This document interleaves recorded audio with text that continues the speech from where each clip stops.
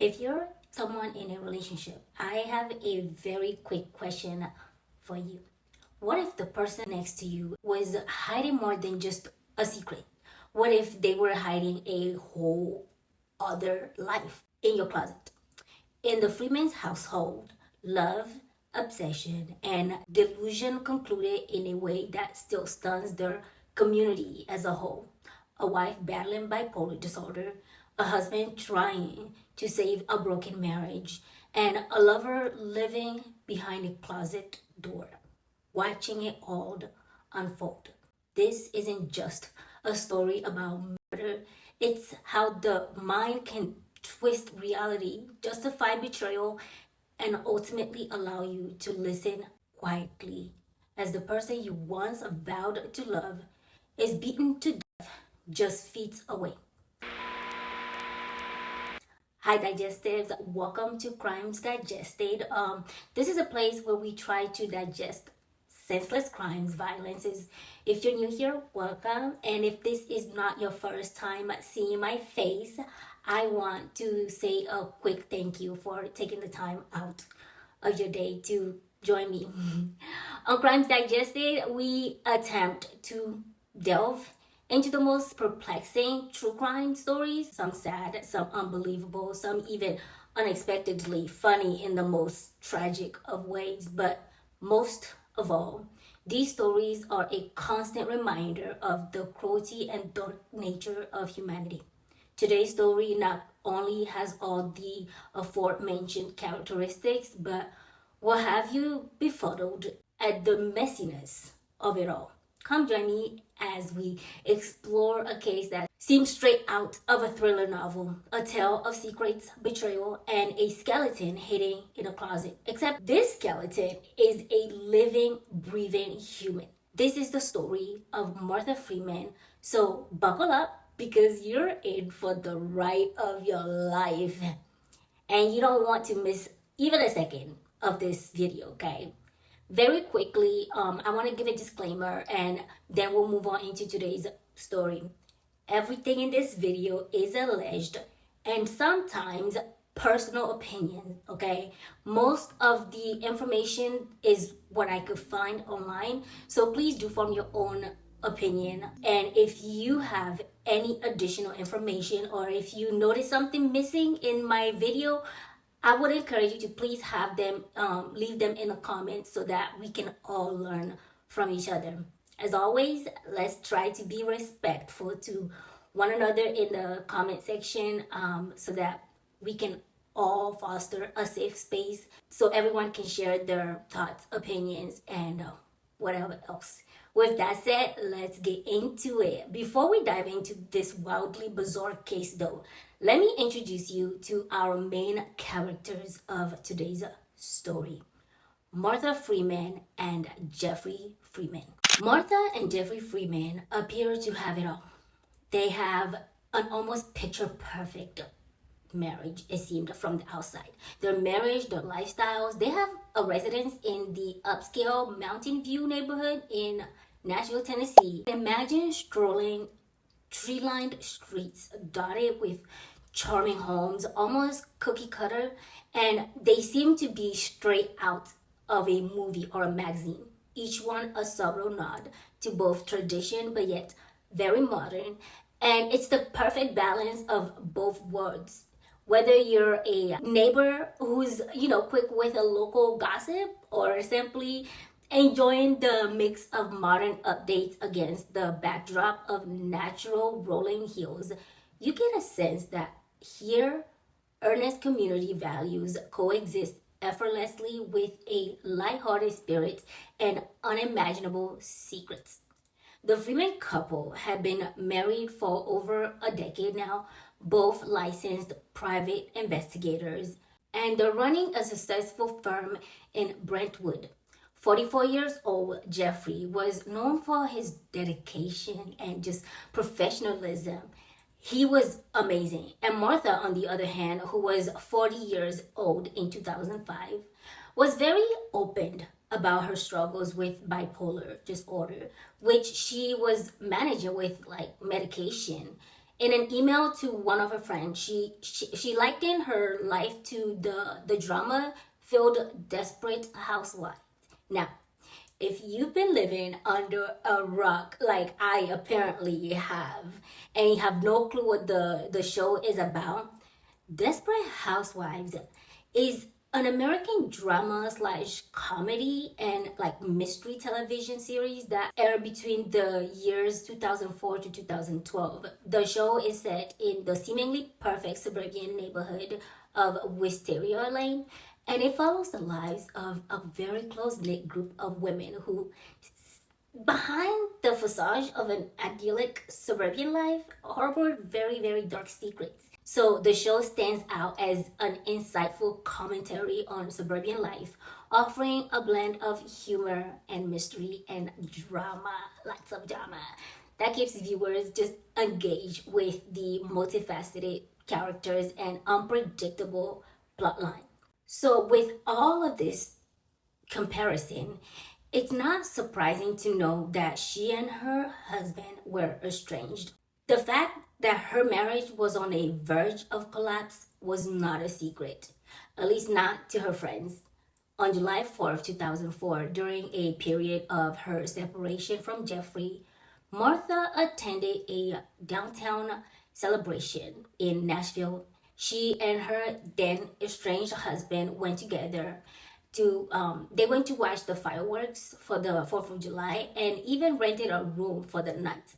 Martha claims that during this outing, Jeffrey just up and left her high and dry, just left her there. In comes her knight in shining armor, Rocha-Perez Rafael de Jesus. Rocha-Perez, a 35-year-old Mexican bricklayer who is later revealed to have been in the U.S. illegally. And before anyone gets busy and jump the gun with me, I only mentioned his legal status because it does pertain to the case. I'm not just throwing that out there for, shits and giggles. But their encounter led to a very intimate evening, which Martha later says involved multiple partners. Martha alleges that she and Rocha-Perez went back to the hotel room, the very same hotel room she and her husband had rented for the night, to have a foursome. Is that what it's called? Or would it be an orgy? Because it's like, if there's one woman with more than two men, what do you call that? Leave it down in the comments if you know. Let's keep it cute and PG though. How about this? Write O for orgy and F for some. I don't want Big Brother to flag this video. Anyway, back to the story.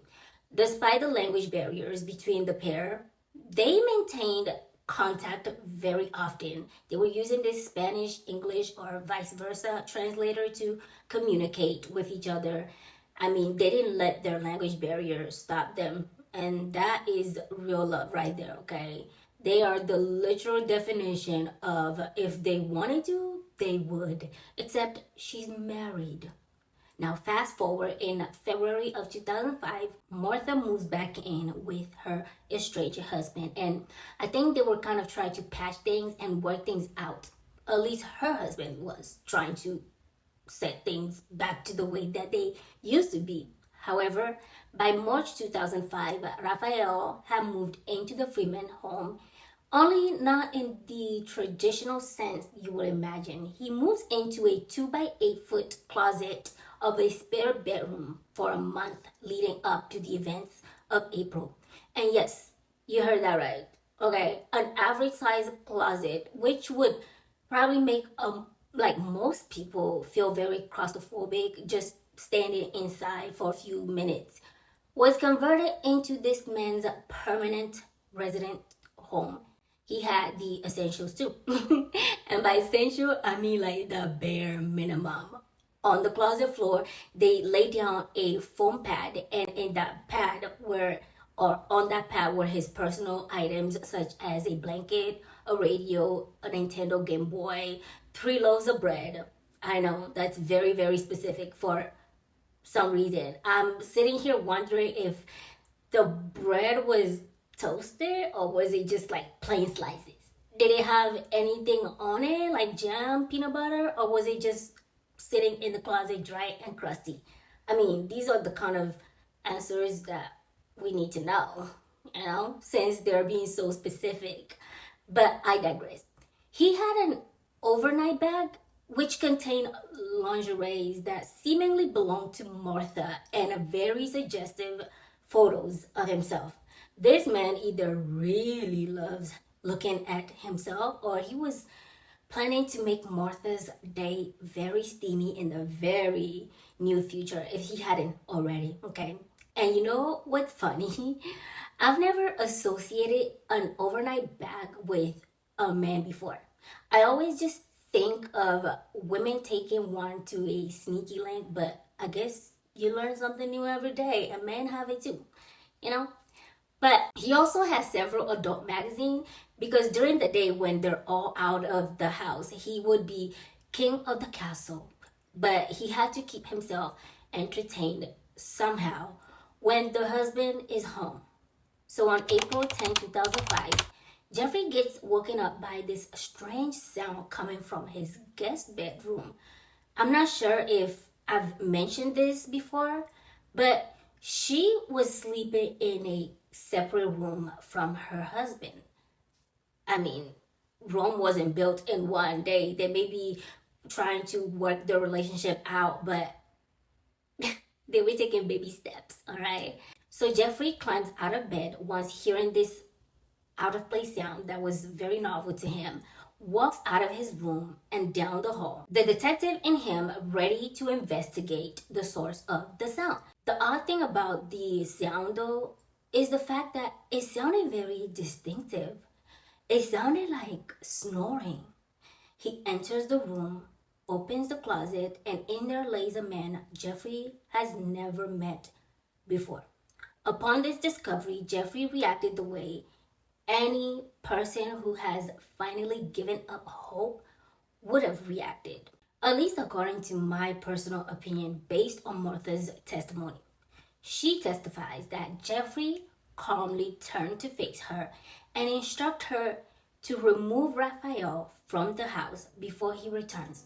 He grabs their dogs' leashes, goes out to walk with them, the dogs, probably trying to clear his mind and just calm himself down. He makes it abundantly clear that he wanted her lover out of his home before he comes back.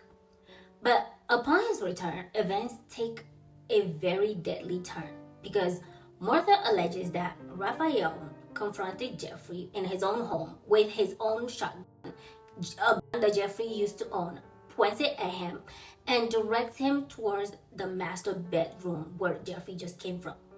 She states that Jeffrey started praying and this only served to aggravate and agitate Rocha-Perez further. So he grabs Jeffrey by the shirt collar and pulls him into the bedroom at gunpoint while she waited outside. All she could hear was water running, lots of thumping, lots of noise, and then silence. But she was overcome with so much fear that she couldn't bring herself to intervene. She was, quote, terrified of what was happening, what was going on. And also, if this man could have done this to her husband, she wasn't sure what he was gonna do to her, you know?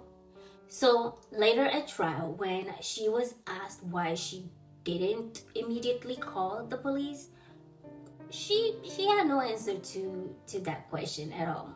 None.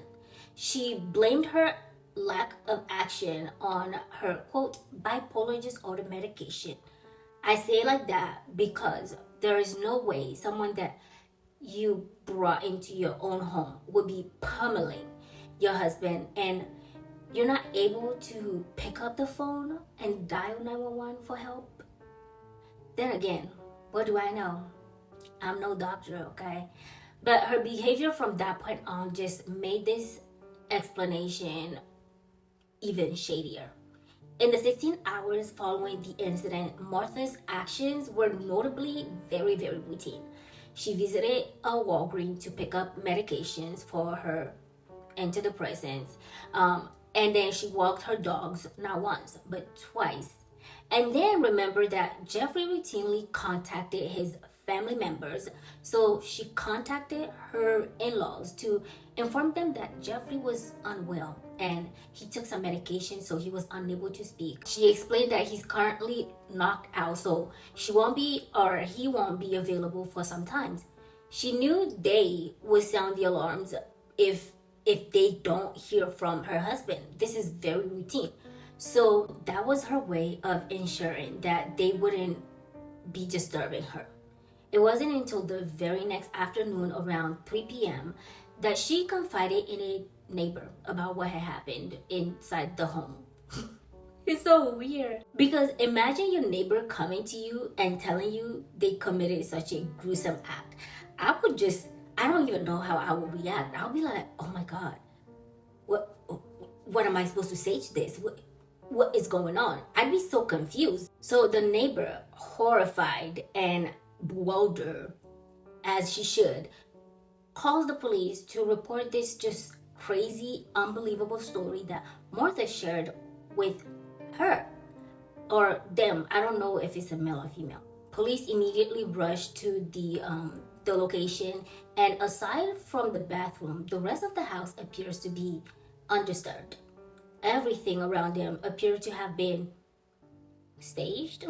It didn't feel natural to them. They also noticed evidence of cleanup efforts, including wet bath mats, black plastic bags, and bloody towels. The towels were later reported to have DNA from the two paramours on them.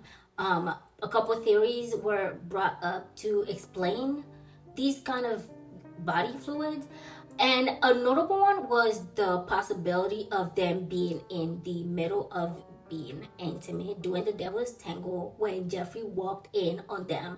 So when he saw them in that compromising position, they had to attack him. Another possibility is a little dark if it's true, but it's been theorized that they did the devil's tango in celebration of her husband's passing. Whether true or not, we will never know the truth. But the police discovered the body of the 44-year-old Jeffrey Freeman face down in the master bathroom. His head, which had suffered multiple blunt force injuries, was wrapped in a black plastic bag, and the rest of his body was stuffed inside a sleeping bag, possibly their effortless attempts at trying to dispose the body. The initial autopsy by the medical examiner revealed that there was possible ligature marks around his neck. This indicates strangulation. The authorities immediately took action to figure out what and who is responsible for the gruesome scene in front of them in that bathroom. And initially, only Rocha-Perez was arrested. They charged him with Jeffrey's murder once a connection was established between him and her, the lovers. It was only a matter of finding him, and finding him they did. A neighbor called the police to report a sighting of a suspicious man running into this abandoned house that was still under construction nearby their place. He gets taken in and placed on a $500,000 bail. Martha, the ever so helpful witness that she was more than willing to cooperate, and she gets put on the stand as a key witness during the preliminary hearing. But a few minutes into the story, the presiding judge, Judge Casey Moreland, expressed skepticism about Martha's account, suggesting she might require legal representation. The judge tells the lawyer present, quote, "I've got a problem with allowing this to go on any further without allowing her some representation, because I can see her being charged in this case. And that it was, quote, so bizarre, it's hard to believe. I hope the state does not believe everything she is testifying to, because I sure don't." I said, ooh.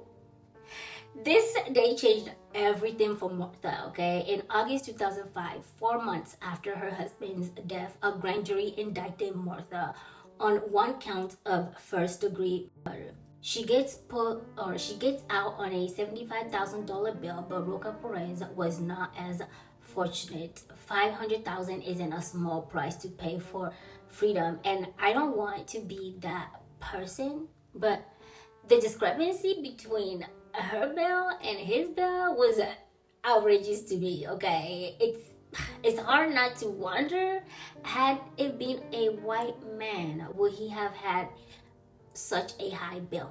Can we really say he received absolute and unbiased justice? This is just one of the many questions that I kept asking myself, and I want to know your opinions too, so please do leave them down below in the comments. I say this because even his defense attorney was hired by the man that he worked with as a bricklayer. I think they're a construction crew. So the group collectively put their money together to get him an attorney, concerned probably about the possibility of him not getting a fair trial due to his immigration status. That's a personal opinion. I don't think or know for certain if that was their motive, but it goes to show how much his coworkers cared for him. So he couldn't have been a completely terrible person. Again, personal opinion, it doesn't mean that what he did is right. He should be rightfully punished for his wrongdoing. Like, I've seen some petty workplace dramas that will make your skin crawl. So it's almost endearing when you think about it. When the trial officially began again, there were 3 different representatives for 3 different reasons. Martha Freeman's attorney argued that the only thing she's guilty of is adultery and encourages the jury to just disregard that fact because she's not on trial for her extramarital affairs, okay? Her morals may not be the most upstanding, but that's a story that's for another day. She even claimed to not have even known Rocha's real name. She says that she knew him as this guy named Christian. Basically, she was the perfect victim, betrayed by her lover and lost her poor husband in the process. Rocha-Perez's attorney, on the other hand, they argued that he was used. They believe Martha knowingly lured him to their house so that she can frame him for the murder. She knows that he was an undocumented immigrant, and should he get arrested, the chances of him getting out of jail were slim to none. They claimed that Rocha-Perez was not living in the home on a continuous basis, but rather would come and go, just visit. Even some of the investigators believed that the closet room was just an afterthought, like created to distract. They don't think he was really living in there. Now, of course, with that being said, this gives weight to his defense's argument. But this begs the question of why. If they did commit the crime, why go through all the trouble of creating a fictional story of him sleeping in a closet when that time could have been used to dispose the body? Not saying that that's what I would do, but they were very, very sloppy. They even took a jab at the stability of her mental state and whether she was fit to stand as a witness in this case. I don't like it when a person's mental disability is being used against them, but she herself has been using it as a shield every chance that she gets. So I don't know. Let me know what you think. What's your thought? Like, do you think this is right or wrong? So the prosecution came on and chose not violence, but complete obliteration, okay? Neither one of them was safe. They argued that both Martha and Rafael conspired to kill Jeffrey. They kept going back and forth with each person claiming the other one is the guilty party.